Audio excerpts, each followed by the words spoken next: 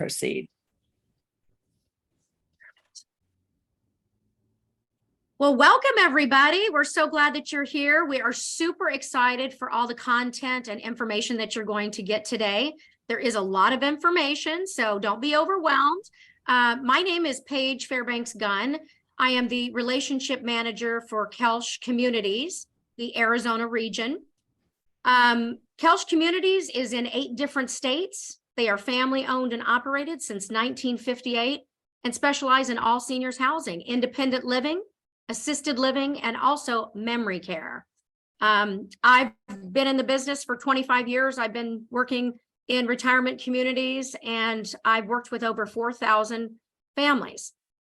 I just wanted to go over a little bit of housekeeping tips. I'll be monitoring the chat box, so please, this is a safe space. We're here to give you information and be a resource to you. Please ask questions, just type it in the chat. I'll stop, we'll ask the question, and we can be interactive that way. There are no wrong questions. We're all here to help. The link, my information is in there, as well as Pam's information too. So go ahead, and if you need to click on that, you will have the recording will be sent to you later. So now our speaker today is a national caregiving speaker and consultant. She provides a path to relieve the fear, anxiety, and overwhelm that family members experience when a loved one is diagnosed with dementia. She is the founder of Alzheimer's Family Consulting. She's a certified senior advisor, a certified dementia practitioner, and is certified in dementia care. She's also the author of a highly rated, It's Not That Simple, Helping Families Navigate the Alzheimer's Journey, which is based on Pam's 14-year dementia and Alzheimer's caregiving journey with her parents. So please welcome Pam Ostrowski. Thanks very much, Paige. I appreciate it. And what I'd like to make sure that we do in this whole process is one of the things that we will be referring to is tips about the talk. And with the talk comes guidelines on how to have a conversation with the family, with your family, about moving, your living arrangements, what you want to have, and what your parents want to have for later in life planning. So before we kick off too far, what I'd like to do is I'm going to launch a poll, and a poll should have popped up on your screen. And what you want to do is answer the 3 questions that are there. One of them, the first one is, how many of you are concerned about an older loved one's safety and well-being right now? Paige, can you see the poll? Oh, there we go. Yep. How many of you provide some type of care for an older loved one with dementia? And then the last question is, are you currently employed full-time while caring for an older loved one? And let's throw in there part-time, even though the survey doesn't actually say it. I'll give you just a second there to answer. And thank you. All right. That's pretty interesting. All right. I'm going to end the poll. So last chance to vote. No double voting. Haha. And here are the results. So we have almost everybody, which probably was the person who didn't answer the question. You do have concerns. 93% have concerns about someone today. And only about half of you have someone in your life that has dementia.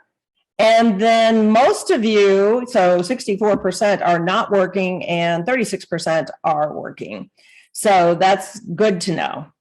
So that helps us with presenting. So let me share my screen here, because we want to talk to you about why is it that we are having this conversation? Like why this topic? So I actually have been in the caregiving realm since the early 90s.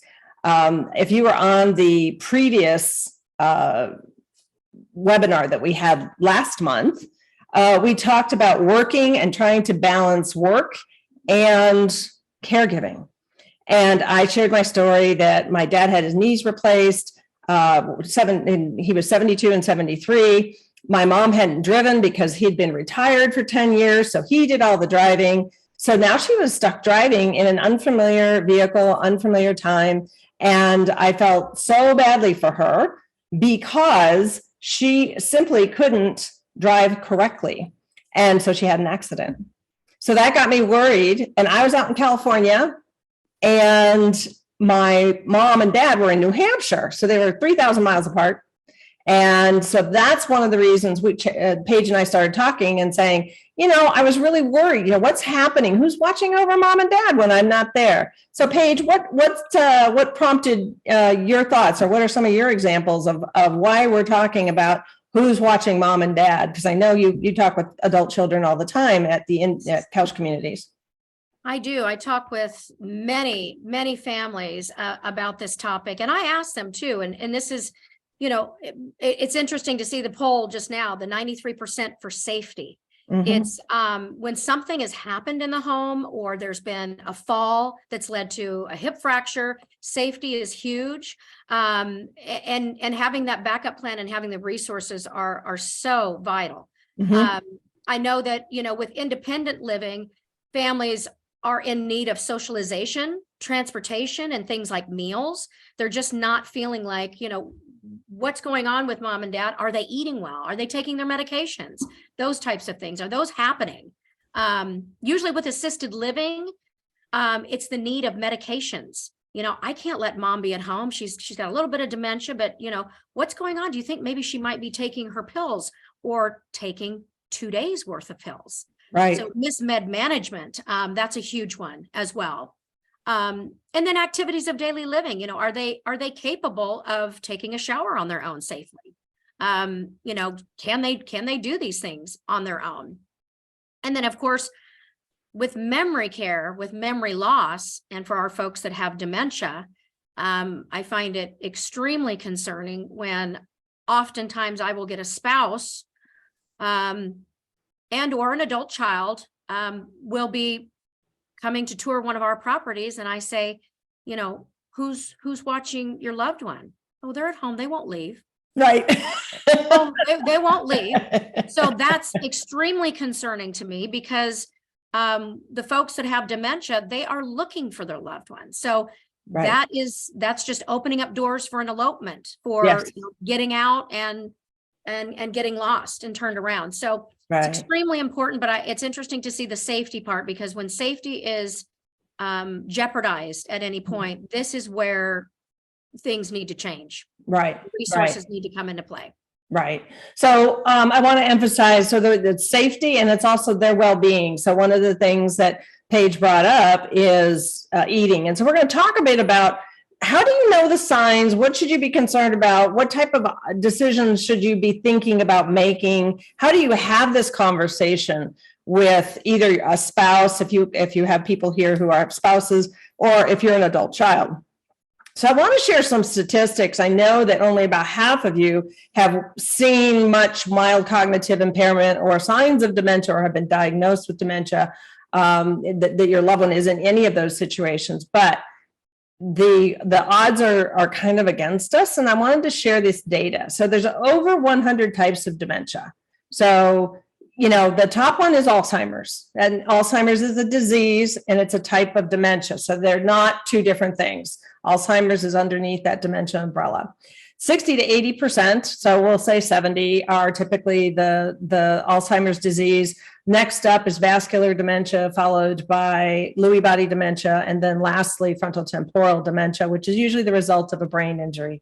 So the statistics right now say that 1 out of 9 people, so if you look at there's several people on this call, 1 out of every 9 of us on the call will possibly be diagnosed with Alzheimer's. So in 2021, Alzheimer's Association said 1 out of 9 people over the age of 65, which precludes Paige, of course, because she's still in her 20s. But over 65 have been diagnosed with Alzheimer's. And when we do the math on this, we look at the baby boomer evolution, right? So about 10,000 baby boomers turn 65 every day. So, we're the great population. So 1 out of 5 people will be over 65 in just 6 years, 5.5 now. So you think about that. You're sitting around at a restaurant, you're standing in a grocery store line, count 5 people, one of them's over 65. So when we look at those statistics, we start to go, okay, we have to plan for the sheer volume. So you look at someone at Kelch Communities who's looking at this math going, oh my gosh, we don't have enough beds. We don't have enough staff. I mean, it's a huge issue that has to be planned for, not just for the communities, but we as family members need to have these conversations so that we understand how to make sure that whatever that loved one wants, that we come as close as possible to giving it to them while ensuring safety and well-being. And we're going to talk a bit about the fact that those sometimes conflict. So the Alzheimer's journey, just so you know, I went through my own journey with my mom. She had Alzheimer's for 14 years, dementia. We had her diagnosed as dementia for 6 and Alzheimer's for 8 more. And it cost us more than what's here, but this is the average based on what the Alzheimer's Association documents, which is $375,000. But I would say that number is low, and that is across the 4 to 8 year journey if you do have somebody, a loved one with dementia. Whoops. So let's talk a bit about caregiving in general before we get too much into what to do about it, because a lot of people have a misunderstanding about who is a caregiver. If you're on this call, you are most likely a caregiver because you are worried about somebody's safety and well-being. That makes you a caregiver. When we talk about informal caregivers, that's what we are, family members who are, checking in and making sure that our loved one is safe and eating and doing okay. And the professional caregivers are the ones that, work at Kelch Communities, for instance, or provide in-home care. So more statistics, about 42 million Americans provided unpaid care to an adult age 50 or more in the last 12 months. And this data is from 2020.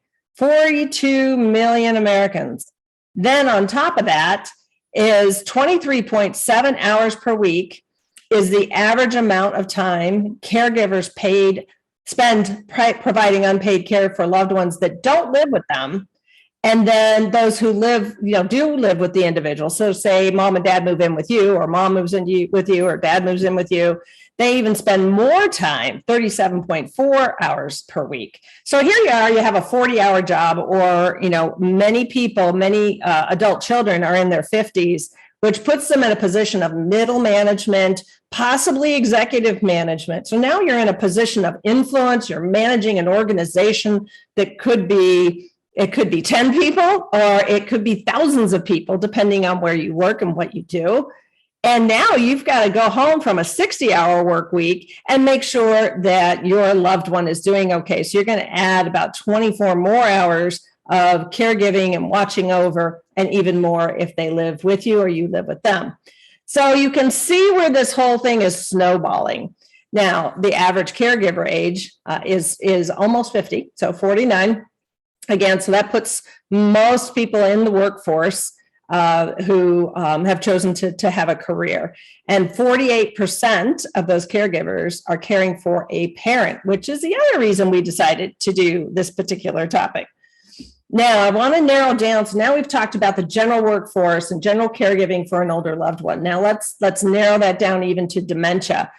And I'm focused on this for one, because it's definitely my area of expertise, but I also want to give you a heads up that you might be in this situation. And I am all about planning, having conversations, talking about what is the elephant in the room. What's the plan for later in life?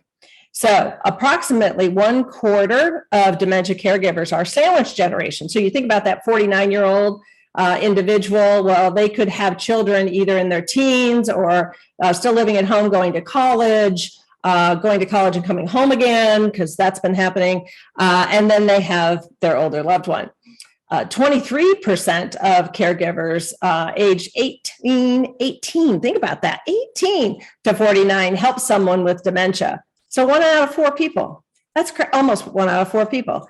And that's an increase of 7% since 2015. So we're not seeing a decline on this, right? We're seeing an increase. And in 2021, dementia caregivers provided 16 billion with a B hours of care, and that was valued at $272 billion.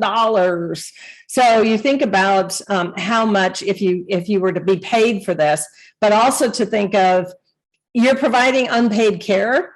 But if you did have to pay for it, it's going to be something you should be financially preparing for now.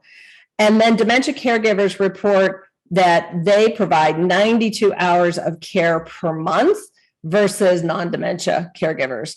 So you can see this picture of this woman, thinking, right? Like, is my loved one okay? Can I afford to get in-home care? Can I afford to move them into an independent living situation, a retirement community, so that they can progress with levels of care? I mean, these are things that we as family members need to be thinking about. So we talked a bit about the definition of a caregiver, meaning that basically if you love someone and they're older and you're worried about them, then you're a caregiver. You care about this individual. And so your loved one may not recognize it. You may not recognize you're a caregiver, but you are. So a professional caregiver, however, is someone who's been trained. Typically, they are a CNA, a certified nursing aide. So they have gone through classes and have done training on how to work with an individual who's older, how to communicate with them adequately, how to create brain engaging and brain stimulation activities so that the loved one is interested and engaged, and that helps them stay as brain healthy as they can. But one of the, some of the other things that you as a caregiver might do is help with reminders. I know I have several clients because I work with people like yourselves one-on-one, and we have private conversations about, well, where are you at in this journey? How are you feeling? What types of things are you frustrated with? Because frustration comes with this journey, believe me. I have lots of stories on frustration, especially as my parents got older. And so it would be, I would call up my mom, and she was the one with Alzheimer's, and I'd say, okay, we have a doctor's appointment. Be sure to tell Dad to have, you both be ready. And I'd show up and neither one of them was ready.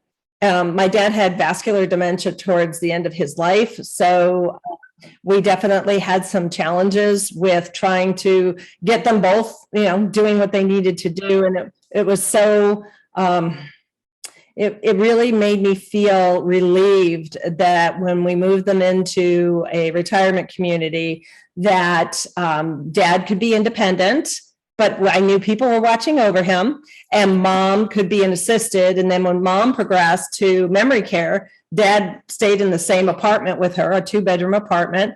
They had their meals, housekeeping, laundry was done for them. It was like being on a docked luxury cruise liner. So those responsibilities, those fears, like driving, I still drove them to doctor's appointments until the doctor on staff would come see Mom and Dad. And I was like, oh, thank goodness, because then I didn't have to, that's one last thing I had to worry about, because the care community made sure that they got to the doctor's appointment, or the doctor would knock on the door and stop by and check in on them. And that was a huge relief for me for a caregiving perspective.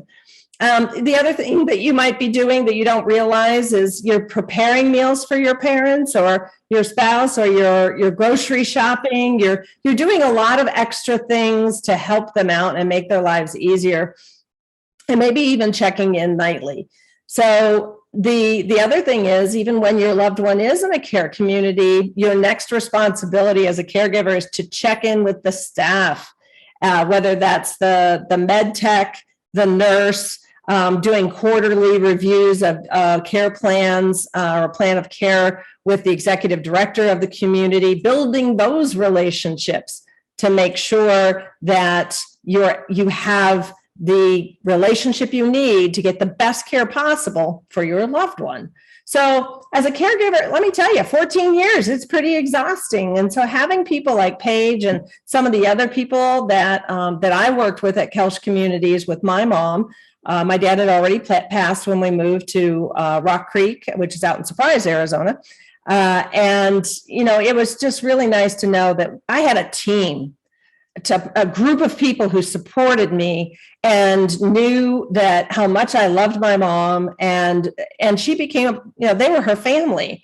And sometimes it felt like she preferred, having them rub her back rather than me, which is perfect. I was not jealous of that. It was nice to have that relief to know that she had those close relationships. So it's not like you're dropping your parents off and running the other way, or that you aren't going to have relationships. This is about engaging a support team. So no matter whether your support team is within a care community, or it's your doctors, your financial advisor, nursing staff, in-home care, you need a team. You need a group of people who can help you through on this journey. So here's an example of, I kind of highlighted the, medication management, making sure that your loved one is eating and has groceries and that type of thing. With someone with dementia, these things this is actually a comparison of the caregivers of people with Alzheimer's, which that's the purple, and then the teal is other older loved ones with afflictions. And the type of thing that you end up doing is not the stuff on the previous slide, but as your loved one gets older, it's helping them getting in and out of beds and chairs. And those are about equal. And then getting dressed, people with dementia struggle a little bit with that. And then bathing and showering, there's a big difference there. And the challenge is that sometimes bathing in water is a scary thing. And so I coach a lot of my family members on how do you prepare the bathroom? How do you set the stage? How do you make this a pleasant experience? And for heaven's sakes, they don't have to take a shower every day. So it's really about adjusting your expectations as your loved one gets older. Feeding with dementia in late stages, sometimes they need help. But I think under this category, there's also providing food, making sure that they're eating. I had one client who, this was during the pandemic, the son she was her brother, would drop off food at the mom's house and drop it over the patio, and then the mom would come out and get the food. But there was no reassurance that she would eat it. So we would end up in a situation where I would say, well, have you weighed your mom? And she's like, I'm going out to visit her next week. And she went out and she's like, oh my gosh, she's lost 10 pounds because she doesn't remember if she ate or not. So that's where that dementia feeding, that 33% comes in, is making sure that they're eating, or the flip side of that is they don't remember they're eating and they continue to eat. They eat more, right? So these are things that we would monitor as caregivers. Getting to and from the toilet, as individuals get older, it does become more challenging to, for bladder control. I mean, it's just an aging thing. Our parts wear out. But when you have a brain that's not quite telling the body what to do, incontinence can become an issue. And even if your brain is telling you, sometimes you just don't get there fast enough.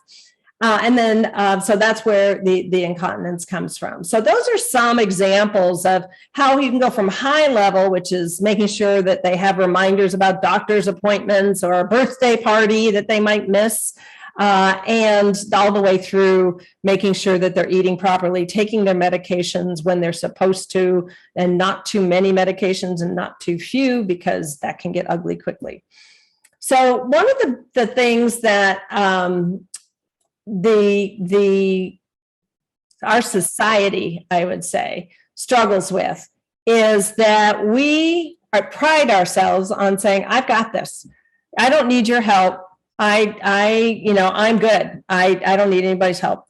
And what we don't realize is the more care we provide. So, a lot of spouses that I work with, they'll feel guilty and they'll be like, well, I can't go out to the gym because I need to stay home and make sure that my husband is okay and that he's not, that he's safe.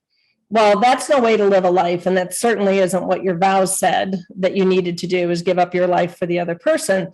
What you do, though, is the best kind of care is to bring in someone who has skills an in-home care professional who can work with your loved one, maybe even on, helping them with sorting laundry or, doing some sort of easy tasks.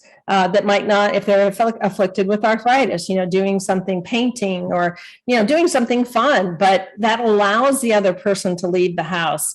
I am not an advocate of staying home. I just saw a commercial where the woman said, well, I'm going to stay home until they carry me out in the box. And it's like, yeah, well, that's going to happen sooner than later. And you're likely to have dementia because you're living alone and you're not engaging with, with music, with other people. You're not visually stimulated. You're not auditorily stimulated. And so your brain starts to shut down. So we don't want that.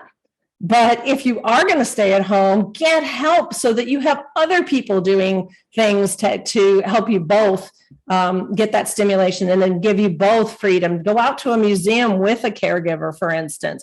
Go out to a park with a caregiver so that you're not alone with just the two of you, especially if it's a spousal relationship.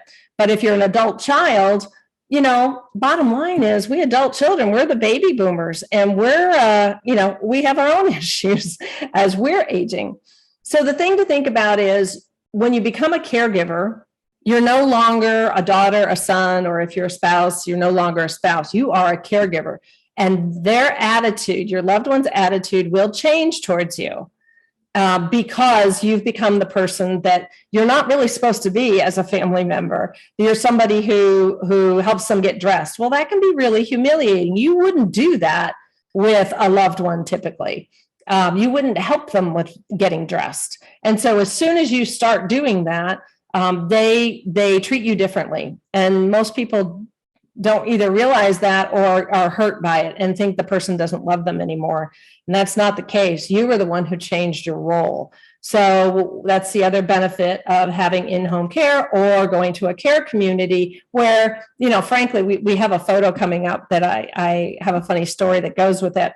But going to a care community, going to a retirement community and having people of your own cohort participating in activities and reminiscing and having great food. So if you think you've got this and you think you're going to be a caregiver, let's go through some difficult questions. If your loved one is having issues with mobility, with any of the things that we've mentioned, are you going to quit your job? I mean, think about that. This person needs full-time care, even part-time care. If they fall while you're at work, and that's an instance you can't predict, then you're going to feel horrible and you're going to feel guilty. And it may be several hours before you come home and discover them. So that's not a viable option, really. Then the next thing that I run into is a lot of adult children, the rest of the family, so the kids and the spouse, aren't signed up for having grandma or grandpa move in. And they get jealous, and the caregiver person in the family gets distracted all the time. They're away from home, taking 24-hour a week responsibilities of checking in with your loved one. They're ignoring their own families, and that affects relationships and marriages, guys. And then finally, how will you keep them safe? So I have one family, the dad gets up he doesn't sleep well, and we're trying to get that under control. And I said, well, if he's up and you're sleeping and he falls or goes to the bathroom in the closet or whatever might happen, it's just important that we know that is another not really viable situation where these individuals, especially those with dementia, need 24/7 eyes on care. Now, those without dementia may be on medications that create different behaviors that you weren't expecting. So when we say, I've got this, I challenge you and say, or do you? Because things change. Now, what's the biggest problem in all of this? Here's the thing. Very few people are ready for this situation. I can tell you, I had no idea back in 2000 that I was going to spend the next 15 years with dealing with mom and dad and watching over them as much as I did, taking them to doctor's appointments. If I hadn't had my own company at the time, it would have been almost impossible for me to have the flexibility I did. So how do we deal with that as adult children? We're just not prepared physically, emotionally, financially, spiritually, no matter which LY word you want to use, we're really not that prepared. And then there's the question of, do you have the skills to take care of? Are you a wound care nurse? Are you someone who's trained in dementia behaviors? Are you trained in how to communicate with someone with dementia? So the challenge we face here today is, who is paying attention to your mom and dad as they age? And what's the plan? And why don't we have one? Why don't we think about this stuff? Or why is it that we just don't want to think about it? So I know there's people out there who say, you know what? I'm going to die in my sleep in my own house. I'll be perfectly healthy and my heart will just give out at 2 a.m. and that'll be it. There's not a lot of proof behind that particular ending. So even though we want to be positive, and I'm all for positivity, we can be positive and plan at the same time, because planning is a positive activity. Not planning is a negative activity, because you're then going to be in a reactive mode. We'll talk more about that in a minute. So again, it won't happen to us, or it won't happen to our parents, or we'll say, I had one woman tell me, she said, well, my dad's 88, my mom's 83. And I said, well, what's your plan? And she said, well, I have 3 other siblings and we'll just take turns. And I said, have you checked in with your siblings to see if they're on board with that? Oh, they'll be fine with it. Okay, but you don't know that.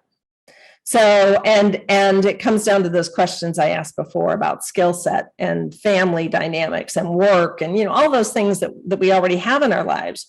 So then some cultures and some families, so I see a time, okay, never mind. I was reading ahead. I hate when that happens.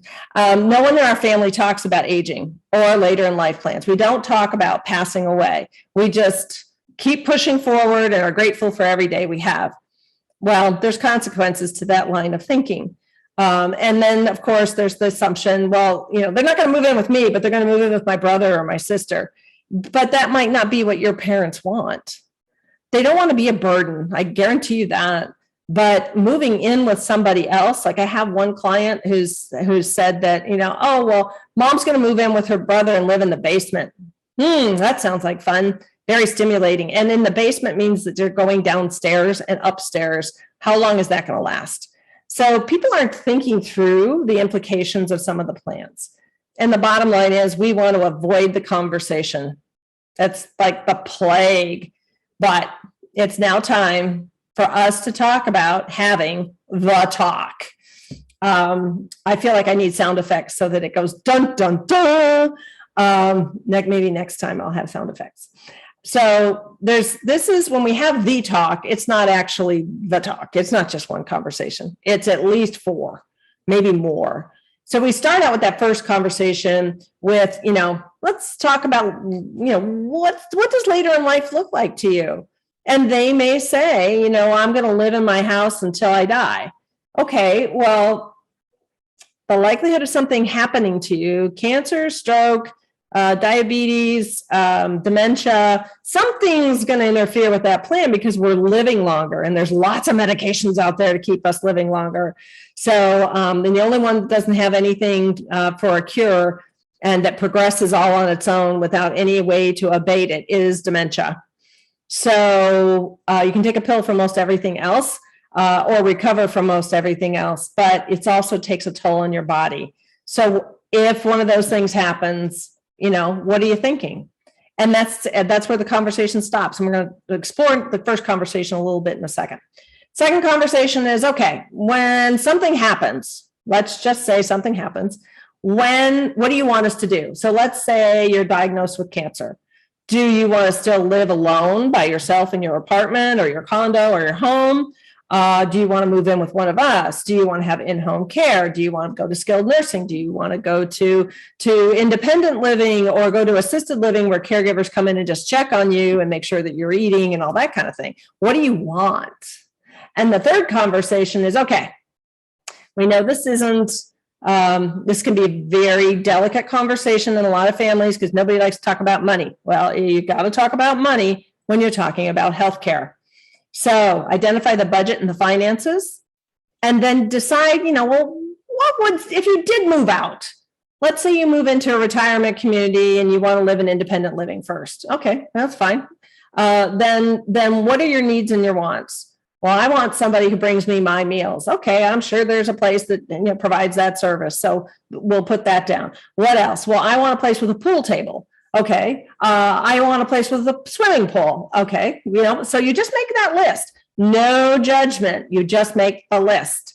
And then the next thing is, go look around at communities and have a conversation with the staff there, whether the nursing director, the executive director, the salesperson, and find out more about each community.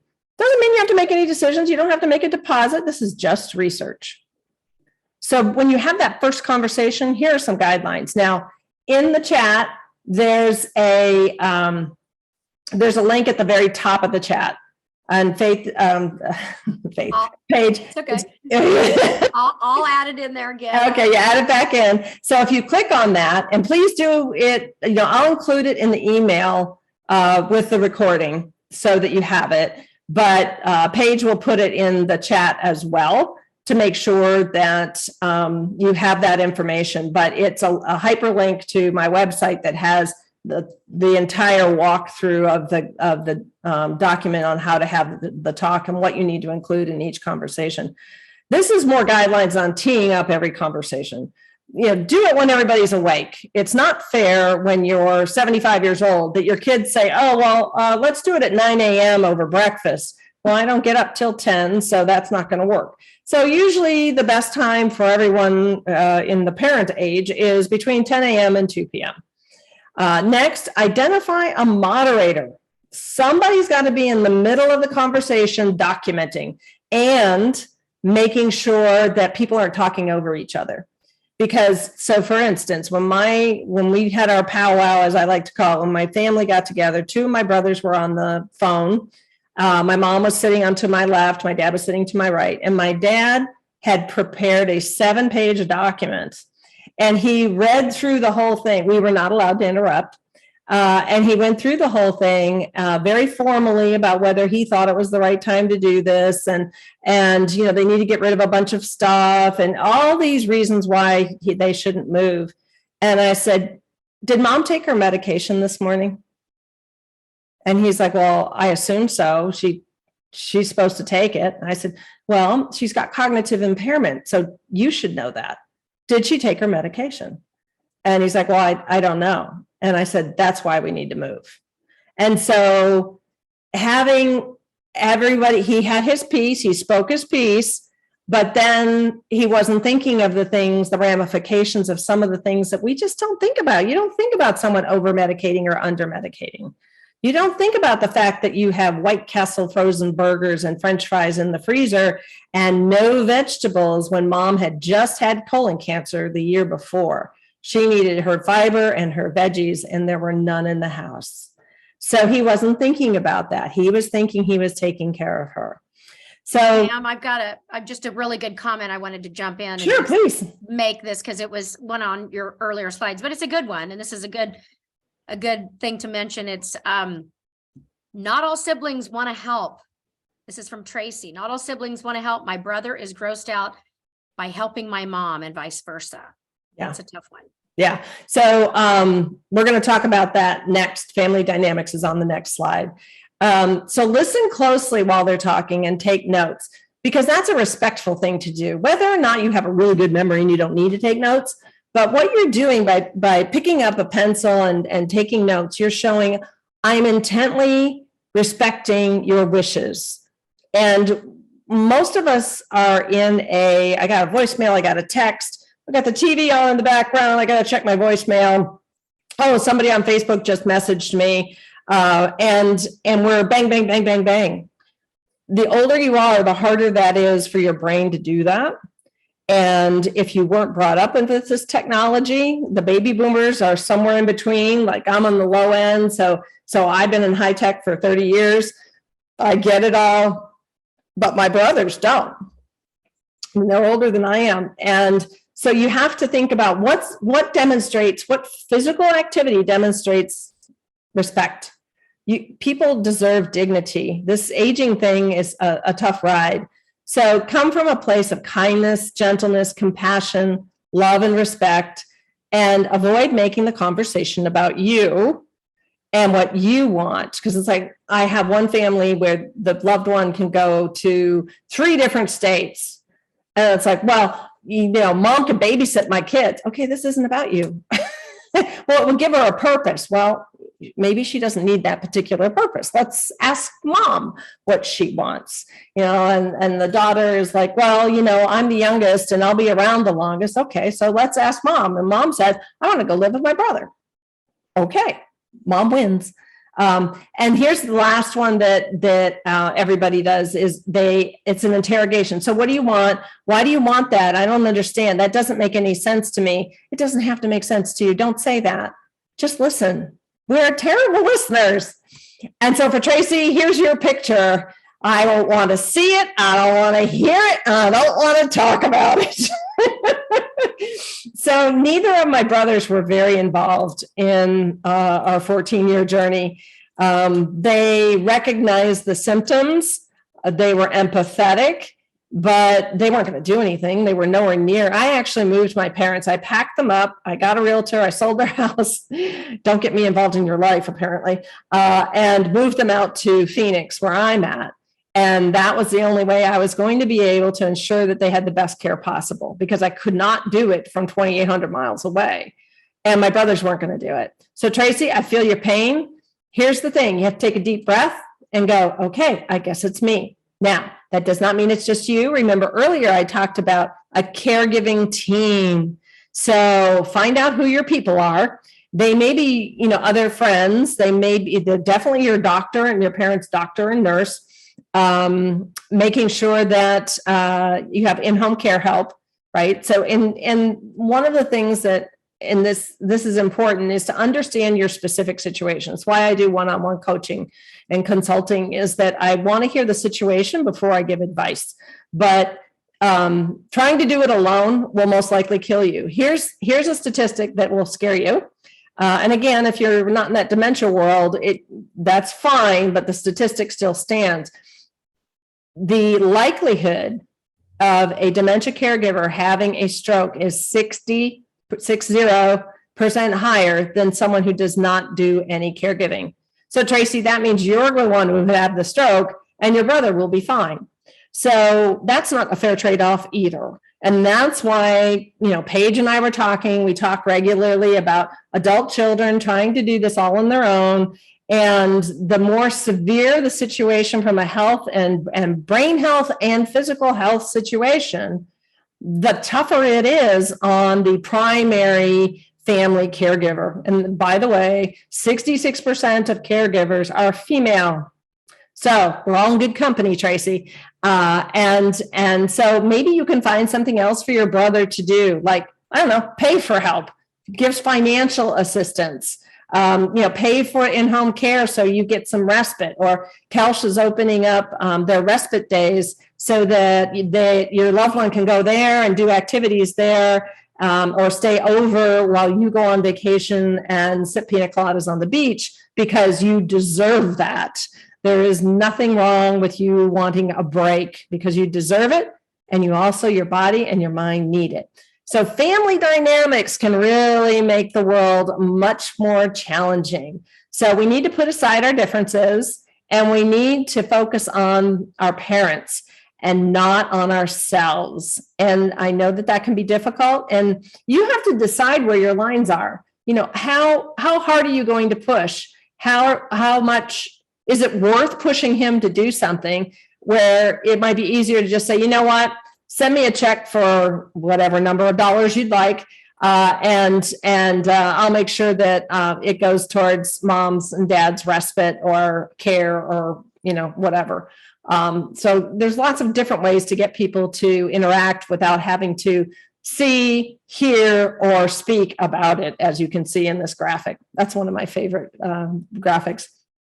So one of the things that might come up if you're talking to your parents is they may say, we're going to age in place. And I mentioned that earlier, where that was my parents' plan, right? Didn't work out so well for any of us. So the whole concept of, well, I don't want to move out of the house, and there's lots of reasons. And it's one of them is, well, I've already paid off the house. I don't have any bills except for electric and water or whatever. So it would be inexpensive for me to stay here. Not only that, my dad brought this one up too. You guys, this is your inheritance that we would be spending if we moved into a care, retirement community or a care community. And I was like, all three of us said, we don't care. We would rather you move into a place that's going to take good care of you and give us peace of mind, because that's priceless, than to have an inheritance. Now, not every sibling, it feels like that. And we do see some pretty ugly behaviors on the part of families where they really are like, no, we can't move mom into a retirement community because that's my inheritance she's spending. And that's really a sad thing to hear. And so we really do, as senior healthcare professionals, we do have to spend a lot of time helping coach conversations. And that's something that's in my book. It's not that simple because it's not. I actually have possible wording for conversations at the end of each chapter so that you can start to walk around these topics and then kind of dive into them a bit deeper without people getting out of control or offensive or whatever else. And it's a challenge. These communications with siblings, it's definitely a challenge. Another thing that they bring up is, well, this was our plan all along, to retire in our house and, not move. This is our final home, and nobody should ever say that out loud, by the way. We know our way around. That's what my dad said. I know how to get to the drugstore. I know how to get to the grocery store. I don't want to move. We have friends here. Well, one of my clients, their parents, they said, well, we have friends here, our neighbors live in the area. And the daughter said, well, but, the people across the street just moved to, the retirement community. And then the other people you play cards with down like 4 houses, they just moved. So why don't you move? And then you guys can just like walk down the hallway and see each other. You don't have to deal with driving to the retirement community. So that kind of backfired on the parents. So there's just, now this one page, I know you hear this one. There's just too much stuff to deal with in order to move. And honestly, I look around my house and boy, do I have a bunch of stuff. And I don't need it. It's just stuff. Well, I like it. And the bottom line is that you can only put so much stuff. Like my parents got a 2-bedroom apartment when they moved to the retirement community, and everything fit barely. And so you have to pare down a little bit. Yes, that's true. But if you don't pare down now, that means I'm stuck with it when you pass or when you absolutely can't stay here any longer. And wouldn't you rather be part of that conversation about what you keep and what you don't? Yeah. So let's do it together and start chipping away at that.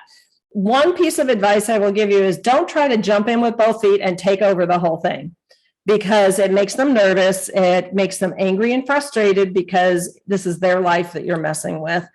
And that's how they feel. And they don't think you're helping, but that's not the perception that they have. So you have to tread lightly and say, well, why don't we just take a look at the office? So let's go through your desk and just kind of clean things out together. I know it seems insurmountable right now, but we'll just do one drawer at a time. And that becomes more palatable because now you sound like you're helping, not taking over. Big difference. And then finally, when you move into a retirement community, there's that identity shift. I live in a retirement community. I must be an old fart. My dad at 89 years old walked into a retirement community, looked at the dining room, saw the average age and turned around and said, I don't belong here. And I said, why is that? And he said, these are old people. And I said, Dad, you're 89. When does this old people thing start? And I said, there's several people here who are a lot younger than you are. So we don't like to think of ourselves as getting older. Definitely the word senior is taboo amongst baby boomers. We're not seniors. we're just older. And so that's why you'll see older loved ones mentioned quite a bit in my presentations and things that you hear me talk about. Excuse me. So there's that fear of change and identity. So one of the things that I used on my dad, because my mom had already progressed far enough that she wasn't really having an opinion, or a very strong one at that, is that, Dad, I want peace of mind that mom is going to be taken care of and that we have someone we can hold accountable, because I can't hold you accountable for it. And, you need to have your own life. You need to be able to do things without mom, and she needs to be able to do things without you. So let's talk about the things they could do. What are their living options? Well, they can stay at home and have in-home care come. Now, I will tell you that when you start doing the math on in-home care, especially if there's requirements or contractual agreements that require a certain number of hours, I'll give you a statistic that might be a little low because it's a couple of years old. But if you have someone coming in 24/7, all right, so say your parent lives at home, you have someone coming in 24/7 to make sure that they're sleeping through the night or that they're safe at night, that they're eating in the morning, having lunch, dinner, medicating properly, taking a shower, getting dressed in the morning, getting out of bed is another issue. Making sure all that happens. It's somewhere between $120,000 and $150,000 a year. Between, basically $10,000 to $12,000 a month. And if you move to a retirement community where you can see these people are having a good time, there's a pool there, there's a pool table, that was my thing with my dad is he didn't engage other people to do things. So I would come over and I'd say, okay, Dad, let's play pool. I will be the first to admit that I am horrible at pool. So, but he would laugh at me because he'd be like, what are you thinking about hitting? Why did you hit the cue ball to that ball? And I'm like, well, because I thought it was going to go into the pocket. And he's like, mathematically, there is no way that could happen. There's no angle that would happen. And he felt authoritative. He felt who he used to felt like my dad telling me like, okay, you're not thinking properly. And he would help me. And so it gave him a sense of being who he was. And that's the biggest fear when that loss of identity that I referred to, that's the biggest fear is that I'm going to become worthless. I'm not going to have a purpose anymore. And I'm just going to sit here and rot. And that's why it's really important that you select the right community. That's why very early on, I talked about evaluating your options. And I emphasize it here too. Look at 3 to 5 communities, and you can look at them on Google. You can, if you really are uncertain about what you want, talk to a local professional placement agent. All right, local is key. So there are nationwide placement agencies who you've seen ads for on TV. They will email you a list of places without properly vetting them potentially. And it's basically you're on your own. You go and check them out on your own. Whereas a local placement agent will accompany you and show you, first they're going to meet with you and say, what do you want, right? So what does your parent want? What's important to both of you? What are the gotchas? What are the things you're afraid of happening? What are the things that you really, really, really require? And then they will take their expertise because they know the good, the bad, and the ugly about every community. And they get paid by the community, but it doesn't really matter because they have an agreement with all the communities. So it doesn't matter. But what's most important, though, is you're getting local expertise by a professional, not just somebody who stopped their real estate career and went into, checking out retirement communities. So it's really important to ask them if they have certifications and, who they really are. And if you need resources, Paige and I both have them throughout the country. So, but that's really important. You don't need to go to 15 different communities. There's a point where, you can read about amenities online and decide what amenities are the best. But I encourage you, here's something that you won't think about that won't make sense to you. I don't care if it's next door to you. I don't care if it's a 15-minute drive. The most important thing is that your loved one gets the best care in the best environment and that they're the happiest they could be in that environment. I drove 35 minutes one way every time I went to visit my parents. So that's 70 minutes of my life. And so I didn't care because I knew they were in the right place. And that, as adult children, that's what we need to be thinking about, not convenience. Because let's be honest, if you're working, or even if you're not working, you're going to go visit your loved one at most 2 to 3 times a week, if that. And you shouldn't be really visiting that much more anyway, because you're creating a codependence and you're not allowing them to enjoy the experience of where they live, because you're distracting them and making them feel obligated to entertain or spend time with you. So there's this whole integration process that happens when someone moves into a retirement community, and we can talk about that privately. Then the other things you probably are asking, well, what should we be looking for? What questions should I ask? And then how and when do we have this conversation? Because usually the adult children do the research. So adult children on the call, this is your slide. And then you and I can talk about, well, how do you have this conversation with your parents? And how do you make sure that this whole thing goes smoothly, right? Because there's going to be some resistance, and that's why we start the conversation much earlier. So failing to plan is planning to fail. So let me paint the picture of us not planning. Let's, say you decide, that's a bunch of hooey. We'll just wait and see what happens. Here's what it looks like. An emergency visit to the hospital. And the staff don't, let's say you have a loved one who's showing mild cognitive impairment, or they bumped their head, or they fell, or they're unconscious, right? The hospital staff, you're one more person in a bed. And so they're not going to be the empathetic person that you are, or they're not going to get the care necessarily that you expect them to have. Doesn't mean they're not going to get good care, just not the same care you expect them to get.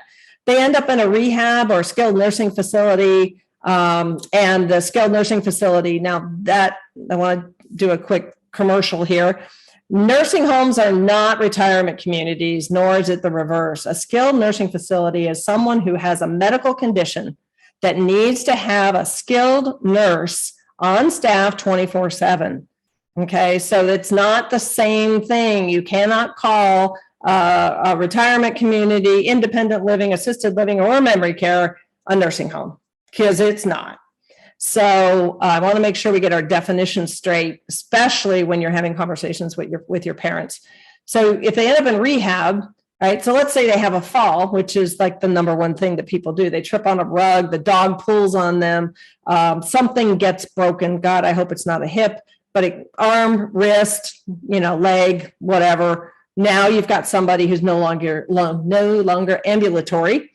And so now it's like, okay, well, we need to find somebody that can help, so how do we do this? Well, you could hire in-home care, or you panic and you're like, okay, Paige, we need a room. It's Friday afternoon and we need to put mom in on Monday. And Paige is like, well, I've got a wedding to go to on Saturday and, other things on Sunday, so I can help you a little bit. But what was your plan when something like this happened? Right. Well, I didn't have Although we do make it work, but it's hard. It's a reactive plan. And here's the other thing Paige could say: we're full. Yep. We can put you on a wait list, but we're full. And that's typically what's been happening lately, is that a lot of the communities are full, especially after the pandemic ended. Well, however you want to put that. Families are like, no, mom lived with us long enough. It's time for her to go have her own little apartment. And so if they're full, then you start to say, well, this place has a room. Well, is that a place you really want to put your mom and dad, or your mom or your dad? So you start to settle and you don't want to move people around a lot. Trust me. You want them to acclimate, enjoy the environment. They're building relationships. So you have to find the place you want. You can get put on a wait list, by the way. And then when your name comes up, if you're not ready, skip, you're still on the list. So it's worth looking into.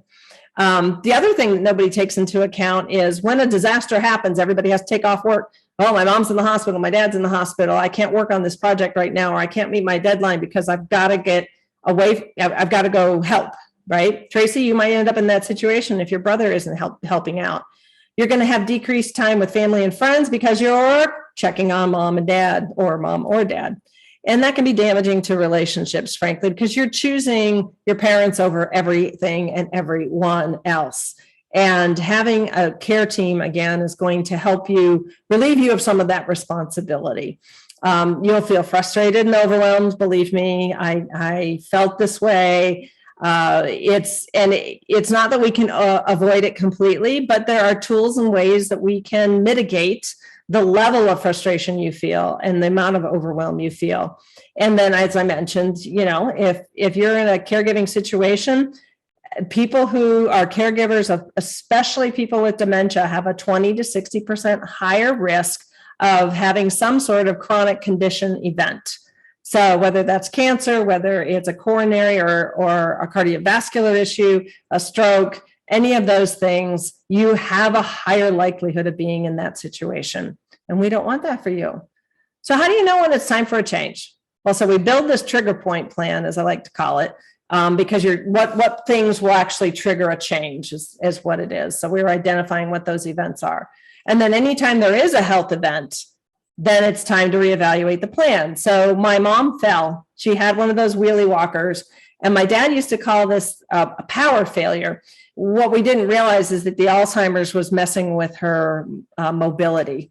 And the mobility part of her brain and her balance. And so she fell.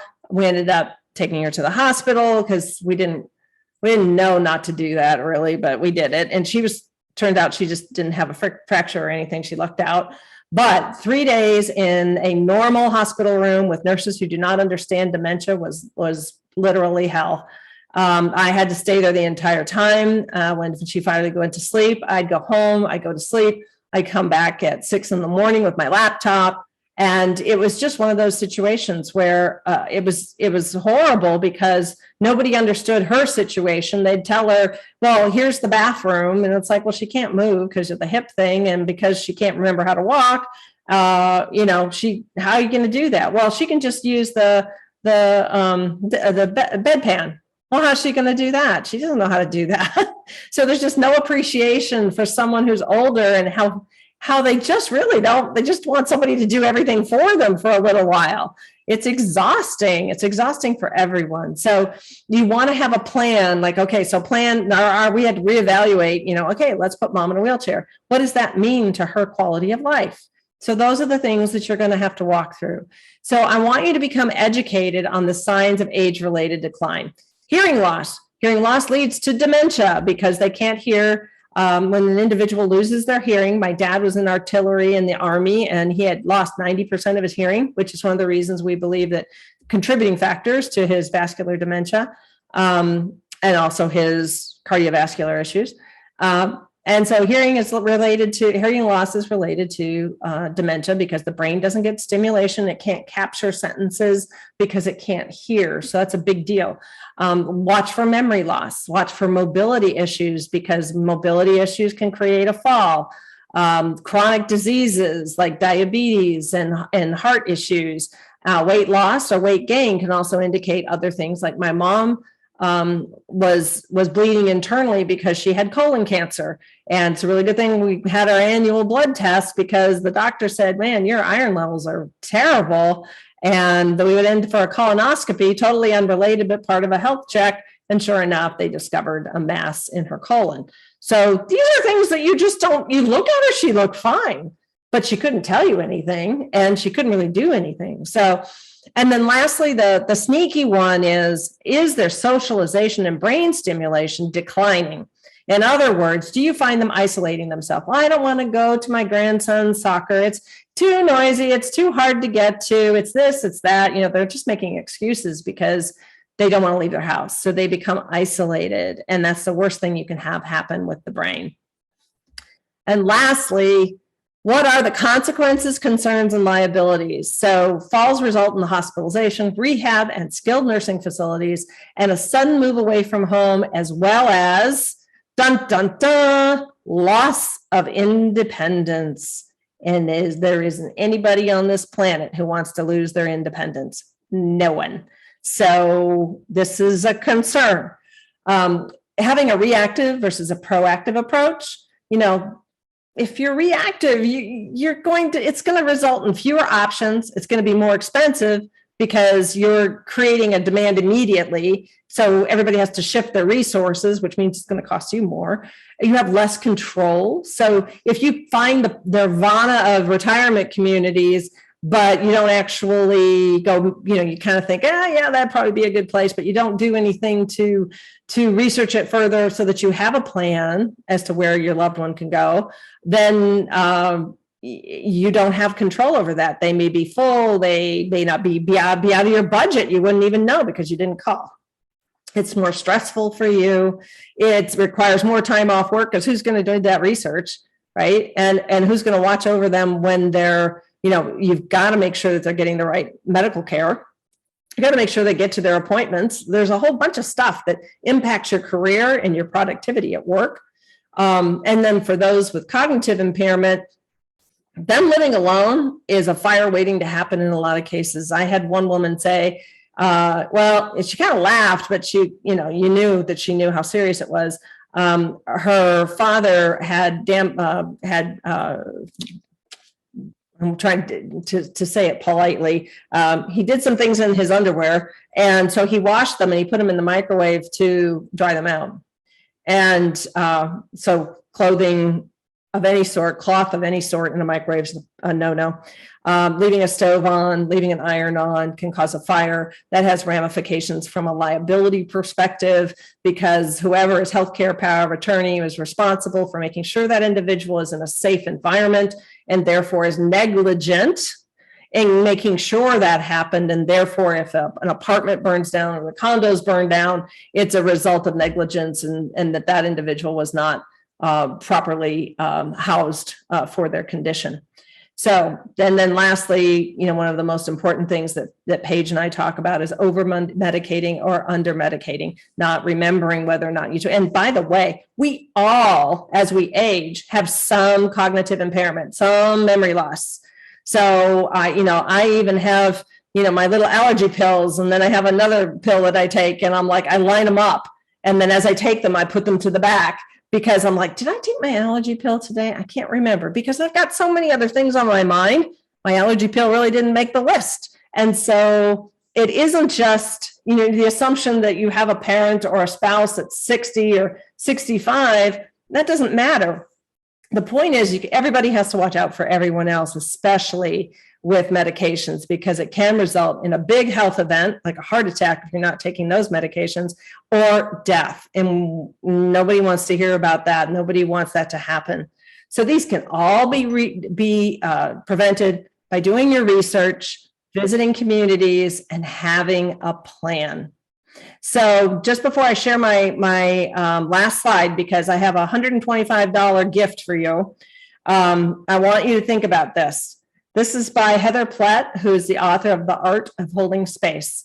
Holding space means that we are willing to walk alongside another person in whatever journey they're on without judging them, making them feel inadequate, trying to fix them, or trying to impact the outcome. Boy, is this hard. When we hold space for other people, we open our hearts, offer unconditional support, and let go of judgment and control. I love that so much because I would say those are all the things that are the hardest for me to do. And we're so hard with my parents, so very hard, because you want them to do the right thing, so you do it for them. And that's really not what they were asking for. Here's a list of a whole bunch of resources: National Alliance for Caregiving, Family Caregiver Alliance, my book, It's Not That Simple. If you have a dementia situation, the Alzheimer's Foundation of America has a lot of really good caregiving tips and caregiving help, videos, crafts, music, activities, events, everything on their website to help you out as a caregiver. Alzheimer's Association, the Area Agency on Aging for your state. In-home care agencies are great resources. And then almost every community has some sort of seminars and events. I know Kelch does this on a regular basis. And I do want to say thank you to Paige for hosting this and allowing us to provide this information in order to have more educated people so that we can have more people out there having these difficult conversations sooner rather than later. So I would like to offer you as attending this webinar to meet with me for a free 30-minute consult. It's normally $125, but because you've shown up today, you are welcome to take advantage of that by emailing me at pam@itsnotthatsimple.com. You can also go to my website and check me out. That's Alzheimer's Family Consulting. And I'm also on Facebook. I spend a lot of time on LinkedIn. And my YouTube channel actually has a lot of these types of webinars and tips and videos too. So you're welcome to take a look at that. So I want to say thank you to everyone for your attendance and attention. Paige, did we have any questions? No, just the few comments. A couple had to jump off, but just a couple of the comments. We did, if you're having problems clicking on the chat or the link in the chat, we will be sure to include that in the email to everyone. Someone was having a difficult time with that. So yeah. Other than that, no, Pam, I can't thank you enough. It's just a joy to work with you. And I know you've helped so many families, and we've had families we've worked with together. So yes. It's the more resources we can collaborate together to get out the information, the better. So we thank you all for coming. Thank you. And thank you, Paige. And thanks to Kelch Communities. And I look forward to next month. We'll be doing this the first Thursday of each month. So you will get an email letting you know what our next topic is. And we hope that we'll see you then. Thank you. All right. Thanks. Have a good Easter, everyone. Bye-bye.